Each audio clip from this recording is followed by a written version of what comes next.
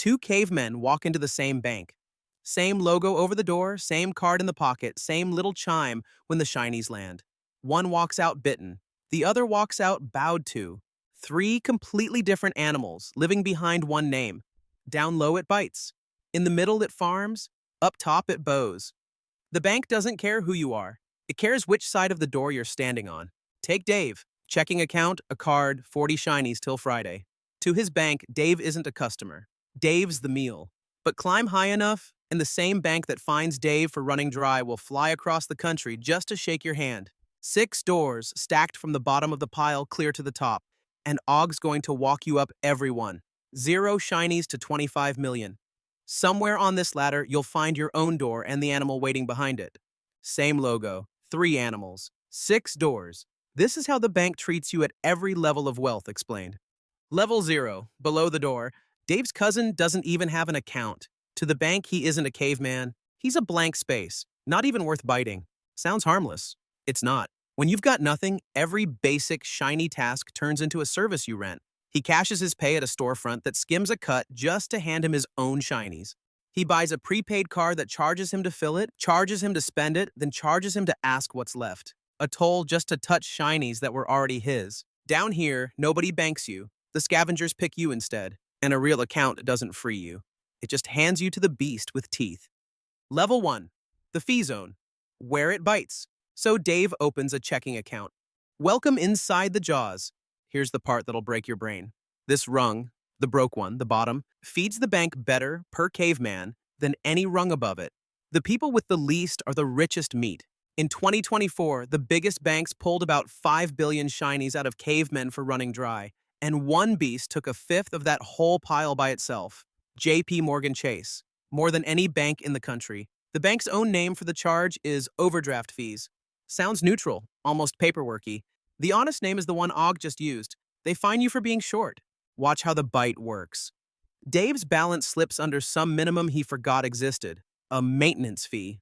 Rent, for the crime of keeping his own shinies on the bank's shelf. A payment clears the day before payday. 35 shinies gone for the sin of running dry. The thing he overdrew by? Maybe 20 shinies for 3 days. Run that fine out to a yearly rate, and you get a number that'd make a payday lender blush. Down here, the bank doesn't sell loans, it doesn't sell interest, it sells punishment, and it bites hardest exactly where the meat's thinnest.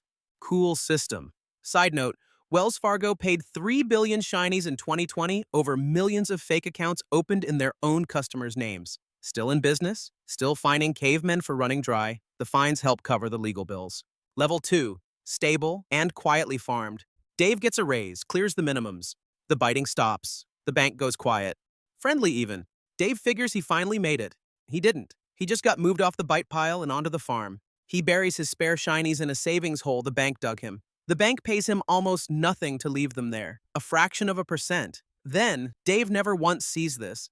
The bank pulls those exact shinies back out the other side and rents them to the next caveman for about 15 times the rate it's paying Dave. That gap, the sliver they pay you against the fortune they charge him, that gap is the beast, the whole animal, right there in the spread. Most of the tribe lives on this rung their entire lives and never once feels the digging. And then, the door changes. Level 3. Suddenly you matter. Dave's savings clear about 50,000 shinies and his phone rings. Funny, it never rang when he was the one getting bitten. It's the bank, and now it wants to give Dave things. The maintenance fee? Waived. A preferred account. Their flattery? Not Ogg's. A shiny travel card with a fat sign-up bonus and a couple hundred shinies of statement credit a year. The bank's word for crumbs they sprinkle to keep you scratching. A real live human with a direct line paid to be warm to him. Nothing about Dave changed. Same caveman they skinned for running dry 6 winters back. Same haircut. What changed is the door he's standing at. Below the line, the bank bites. Above it, the bank bows. Same teeth. They just point away from you now. Level 4, now it competes for you. 250,000 shinies in the pile, and Dave's a private client. The bank's word, not ours. A banker who picks up on the first ring. Higher limits, the fee's just gone. And when Dave goes to buy a cave, his mortgage comes in well under the rate taped to the branch window. The same rate every caveman below him gets told is just the market. And here's the part that should genuinely sting. The cheapest shinies in the jungle go to the cavemen who need them least. Big caveman borrows at the best rate going because he doesn't need to borrow at all. You, sweating, actually needing it, pay the most. Him, shrugging, fine either way, pays the least. The beast doesn't feed the hungry, it feeds the full. But this still isn't the top. Up top, it stops hunting and starts serving. Level 5, 25 million shinies. The animal flips completely. At the very top, the bank doesn't bite Big Caveman and doesn't farm him. It serves him, flies people out to his cave, builds him things that never touch the public menu. And here's the move almost nobody down the ladder knows is even allowed. Big Caveman never sells his pile. Ever. Doesn't have to. He drags his mountain of stocks to the bank, leaves it sitting there as a promise, and walks back out with a sack of spending shinies, at a rate the rest of the tribe will never be offered. Pause on that. The credit card the bank hands Dave charges him around 22%. The same bank handing the same shinies to Big Caveman at the same time charges him a fraction of that. Single digits secured against the mountain.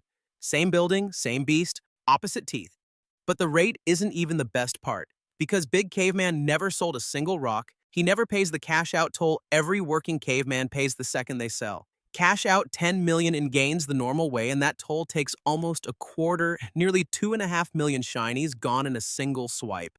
Borrow against that same 10 million instead? The taxman gets nothing. Zero. He spends borrowed shinies, the mountain stays untouched and growing while he sleeps, and the borrowed shinies get paid back out of the next round of borrowing. Buy, borrow, die. That's the real name of the move. So let Og get this straight. At the bottom of this ladder, the bank fines you 35 shinies for running dry. At the top, it hands Big Caveman millions at a rate Dave will never see, and helps him never sell, never pay the toll, and get richer in his sleep. Same logo carved over the door. 3 animals behind it. Opposite teeth. Big Caveman doesn't dig. The interest digs for him. So, which door are you standing at right now?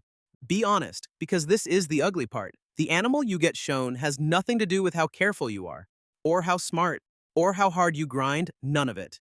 The beast reads one number, your balance, and picks which face to turn toward you, bite, farm, or bow. You're not being judged, you're being priced. And here's the number that should stay with you. Roughly 9 out of every 100 accounts cover about 80% of every dry spell fine the whole system collects. A tiny, broke slice of the tribe holding up the entire machine. If you've paid one of those fines this past year, that's you, not a fluke, not bad luck. The architecture. The bank didn't catch you running dry, it bet on you running dry, priced the fine to hurt, and built the rest of the building on the cavemen who never noticed they're holding it up. So find your rung and stare straight at it. Anywhere near the fee zone, that's the mouth. It's actively biting you, and it's the rung you climb out of fastest. Kill the dry spell fines, ditch the account charging you rent just to exist. Get above the line where it stops biting and starts farming. Farm's worse for the soul, maybe. It's a whole lot easier on the shinies. That's not a hot stock tip. That's just refusing to be the easiest meal in the jungle. Remember Dave, 40 shinies till Friday, getting fined 35 for running dry? And that other caveman across the jungle? Same logo, same card, borrowing against a mountain he'll never sell, at a rate Dave will never be offered? They never banked with the same animal. They just both saw the same name carved over the door. Same logo. 3 animals. 6 doors. And the rung you argued with in your head while Og walked you up this ladder? That little, yeah, but that's not how it works for me, that's almost certainly the rung you're standing on. The beast has known which animal it shows you for years. Now you know too. For legal reasons, Og's not making a word of this up. Every number came from the bank's own filings and the government's own count. If that sounds like an accusation, take it up with the paperwork. And this was just one beast wearing 3 faces. There's a whole jungle of them. The landlord, the card, the one that sells you insurance you'll never collect on.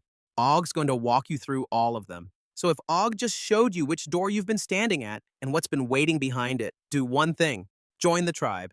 The more of us watching the beast, the harder it is for the beast to keep telling each of us we're the only one getting bitten. Same logo, 3 animals. And it knew which one it'd show you long before you ever walked in.